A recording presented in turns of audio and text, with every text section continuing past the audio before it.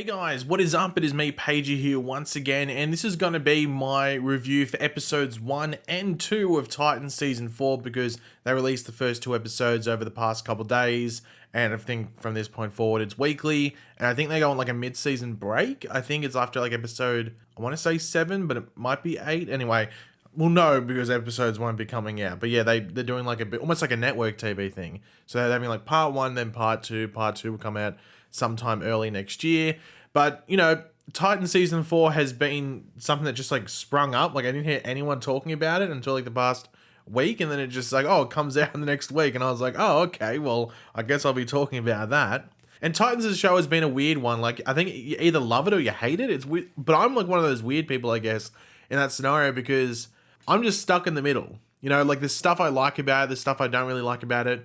But there's stuff I've never really like loved or hated. It's sort of just been, you know, in that middle range on either side, except for season 2. Season 2 sucks complete ass. You can't defend that season. It's terrible, except for the Superboy episode, which is like the best episode the show's ever done. It's crazy. That season 2 has probably the best episode of the entire show, even though the season is ass. But this one was a weird one going into it. It had Brother Blood, which I was very curious about because it felt like it was really diving into something that's very Titans-esque. But I was like, how are they going to do it? Now, they cast Joseph Morgan in the role of Sebastian Blood, or Sebastian Sanger, I think his name is, before he goes down that route or down that road. And I've never really seen him in anything, but people have been saying, oh, he was really good as a villain on like Vampire Diaries and that whole universe, and I think another show as well outside of that universe. So I was like, okay, well, I'll go with what people are saying. And yeah, so I was just curious about how that was all going to play out because it was diving into something very Titans-esque. And it felt like at the end of season 3, it felt like we actually had a proper united Titans group. So that was like the positives heading into season 4, though I can see why people also had their doubts and worries as well. But of course, throughout the video, be sure to let me know your various thoughts and opinions on these all first 2 episodes, I guess, of Titans season 4. Are you vibing with it? Do you have some issues? Or are you just going to wait and see how, you know, episode 3, 4, maybe 5 play out before you really give your first, your first thoughts on it? Let me know your thoughts down there. And of course, you're going to enjoy the video, want to show your support and all that, want to drop a like on the video to do that. So this is going to be a bit of a different type of review from what I normally do, seeing we're doing 2 episodes. I'm just going to give my overall thoughts, go over like the best moments or the favorite moments from the first 2 episodes, as well as just sort of talking about the individual characters or the individual grouping of characters. That's probably the best way to put it. So yeah, a bit of a different review, but I think it's the best way to handle this because not a ridiculous amount happens, though it still lays a really good platform for, you know, this season going forward. And I'm just going to say this early. This is the first thing I'm going to say, as it's something I picked up on, I want to say like a third, maybe halfway through. I would say a third of the way through the second episode. And that is that Titan Season 4 feels so similar to Season 1, but just without the over-the-top attempts at being edgy, like swearing all the time and just trying to be edgy. That's what it feels like. And that might be a hot take, and it's not a criticism from myself. I know people say that Season 1, they don't like it, but I think Season 1 was the most consistent season of Titans to date, you know, in regards to tone, quality, everything like that. And I'm not saying it was amazing, but I think from episode 1 to the finale, it keeps a very consistent level in all different, you know, ways. And this season, at least from the first 2 episodes, feels like that, but without, you know, but just taking that high attempts at edge out of it. Like the whole like cult thing and the murder stuff and all the demonic magic stuff, that was season 1. And I'm not saying they're copying season 1, though it seems like that's just how it feels. Maybe I'm on my own there, I'm not too sure, but that's just what I was, you know, thinking while watching episode 2. You might agree, you might disagree, feel free to let me know. But in regards to some of the funner and all not funner, but just best moments of the season, some of these would be fun, some of them just be like, you know, cool to watch. But just seeing the Titans hang out as friends and as a group in the opening scene, playing off the end of season 3, I thought it was good. And I think they do a really good job for the most part in regards to managing the roster. That's always been an issue with Titans, especially once you got into like season 2 and 3, and they were adding even more characters and stuff like that. It just felt like you had a group there, but the group hardly ever interacted. Now, that was a big issue that people had with last season. However, last season was obviously a very heavy COVID film season, so you can understand why they were separated. A lot of other shows did that, whether it was inside the comic book medium or outside of it. A lot of shows did that. So you can excuse that to some degree. But then again, in season 2, it happened as well. So seeing them all together again, on screen, hanging out, almost like Titans and, or Teen Titans from the comics and having fun. It was fun. That's just the best way to put it. It was fun. And then seeing them do the other, like, more serious stuff as well and actually working as a team, I thought worked well. Whether that keeps up for the rest of the season, that's another wait and find out. But fingers crossed. And just a minor thing, I thought it was funny that couple were watching Riverdale in that scene before that woman gets her throat slit and the guy gets taken. Just thought it was funny they were watching Riverdale. I don't know. Maybe that's just me. Now, I was really excited to visit Star Labs. I didn't really know we were going there until they mentioned the episode. I'm not too sure if this was a big thing leading into it, where like, oh yeah, they're going to go to Star Labs this season. But yeah, I think it was cool that they went there and just seeing all the different things, and it felt very like overly scientific, like you get in the comics and various things, like whether you see it on the Flash and other like comic book, like some of the animated stuff and some of the other live action movies. Sometimes Star Labs is played down a bit. But this just felt sort of very Star Labs-y, if that makes sense. Now, my big question is Superman. So that they go there because, like, there's the whole promise of, like, oh, Connor's going to be able to meet Superman or, quote unquote, meet his dad. But he doesn't show up. He's, like, off-world or something, saving a planet from an exploding star, I think it was. Whatever that whole thing was. And I'm just wondering, can they not use Superman at all? Are we never going to see Superman on the show? Is there a loophole like they have with Bruce Wayne where they can have Clark Kent show up?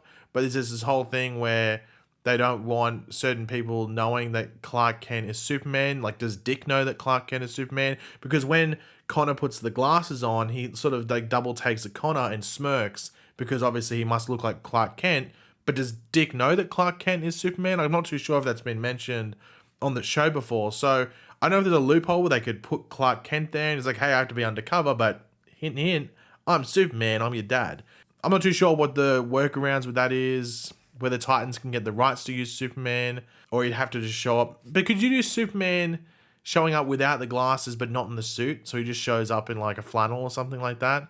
I'm not too sure what the loophole would be there, but I don't like them teasing that and then not being able to use Superman. You just may as well not acknowledge it at all. But maybe that's just me. I'd rather just them try and figure that out. And the Church of Blood stuff was really weird and ominous and creepy, but it's really only touched upon, like, really only see the Church of Blood stuff, like the actual occult type stuff and ritual type stuff towards the end of the second episode, though you get to see all like the weird, like, ritual-esque stuff with, people being sacrificed and all that type of stuff. So you get to see it in the first two episodes, but you don't really dive into that full-on culty type stuff with all the leaders and followers and stuff until the end of episode 2. And you haven't even properly got Brother Blood yet. Like, that's obviously going to be 3, 4, 5, those type of episodes where you see that play out. So, yeah, they're dipping their toes in it, in the pool of blood. And they're dipping their toes in the pool of blood. But I think they're doing a solid job so far. The only real criticism I have really for these opening 2 episodes is that it didn't feel like a ridiculous amount happened while it's still laid a platform. Like, a lot of the stuff that was happening was really just, random people. Like, random people, you know what I mean? But I think it's done a good enough job. I saw some people saying it was slow. I don't know if it was slow. I don't know if it was just maybe because it was a lot of like going to, this place, then this place, then this place, then this place. And that, if you're not really interested in certain, areas or who they're talking to or the characters in that area, maybe it can feel slow. I don't think it was slow. I think it was paced fairly well. I think it was just more that it was jumping like here, there, and everywhere. And only like a 2-episode span. So maybe that's why, maybe people felt exhausted from that. I'm not too sure. But no major criticism. I think if your criticisms would be like the standard Titans ones, like the weird filters and maybe like, I think Raven at one point just goes, get effed or something randomly. I think it didn't feel like the line fit. It just was just said for the sake of it. Those are like the criticisms that you're always going to get with Titans. So it's nothing new based off this new story they're doing. It's just the standard ones that you'd normally get from people. In regards to the characters, the Titans as a group, as I said before, liked seeing them hang out, work decently as a group. I think this is one of the things you're going to have to wait and see until the rest of the season plays out, because they could just randomly separate like they normally do. So I'll wait and see how that plays out. But at the moment, they're working as a group as the Titans. And yeah, so I'm not going to judge it too much. Lex Luthor, while we had him, it was cool. I mean, there was a lot of talk about how they were able to use Lex Luthor on Titans because he's such a weird character sometimes to get a grasp on.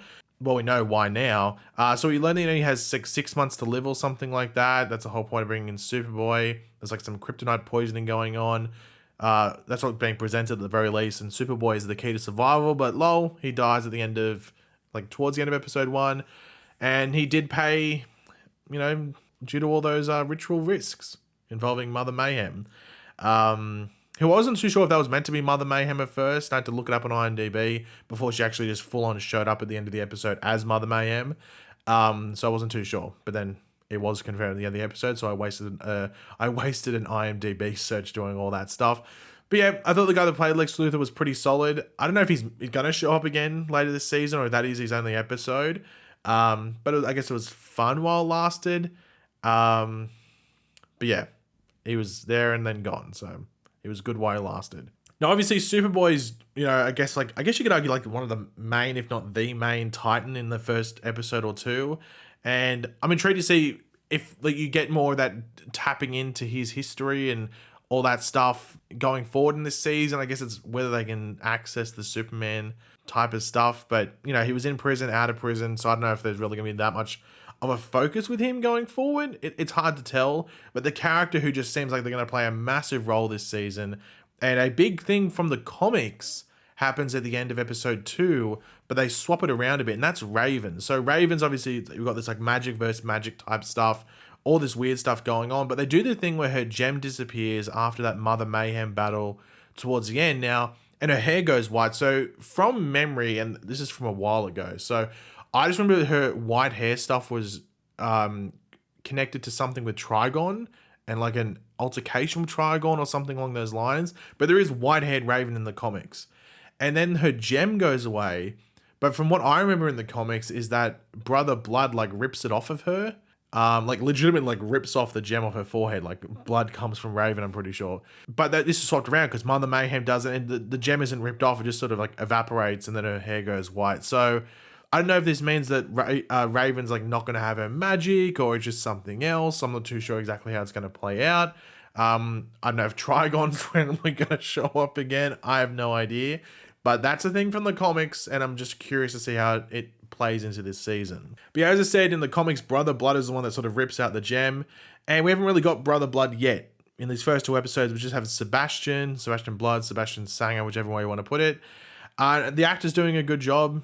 Joseph Morgan, I think it is. I mentioned it earlier. I think it's Joseph Morgan off the top of my head from memory. And I think he's doing a good job, like the weird, like, you know, sort of stumbly, nervous, sort of British guy. It's a bit of a cliche, to be completely honest, but it's working.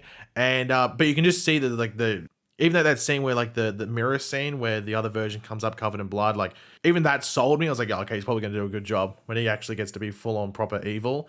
But it's just building up slowly in the end of episode 2 with when you see the cult side of things and that the mug of blood to come up. I'm like, okay, well, here we go. So I mean, I'm curious to see in episode 3, episode 4 and stuff, that Brother Blood side start to come up and how big it gets as well. But that's a wait and find out. But I'm excited based off what they showed. And obviously Mother Mayhem, she's pulling the strings for these first 2 episodes, connected to all these deaths going on. And then obviously even with like Sebastian's mother dying and all that stuff. So she's pulling all the strings, going to be very important. But I'm just interested to see whether her and Brother Blood get on, whether they, you know, form a good partnership, or if Brother Blood goes, don't need you anymore, go die. I'm not too sure how it's going to play out. Let's wait and find out. But I think they've set up everything pretty well in these first 2 episodes, while not being outstanding. You know, but it's not like I went into Titans thinking it was going to be outstanding. Like, we've all been burnt by Titans before, so it's always good to go in with like tempered expectations. And if they surprise you, they surprise you. If it meets those tempered expectations, then they meet those tempered expectations. I'd say based off this, it's above average from what I was expecting. But let's wait and see how it plays out for the next few episodes. As I said, they go on that weird break halfway through. So I think it might be episode 7 that they stop, might be episode 6, but we'll know when we get there, I guess. But yeah, guys, thanks for watching. Hopefully you enjoyed the video. If you did, it'd be awesome. You could drop a like on it to show support. Let me know your various opinions, thoughts, you know, comments, theories, predictions on Titans going forward. And just based off these first 2 episodes, always curious to read them. You know, especially based on a show like Titans, which can be very diverse, very not diverse. Well, I guess a diverse opinion. That's probably the best way to put it. But yeah, let me know all your thoughts down there. And of course, if you're going to, you know, if you have enjoyed the video and you want to subscribe for more, why not subscribe to the channel? Always helps. And until next video, guys, I'll catch you later. Goodbye.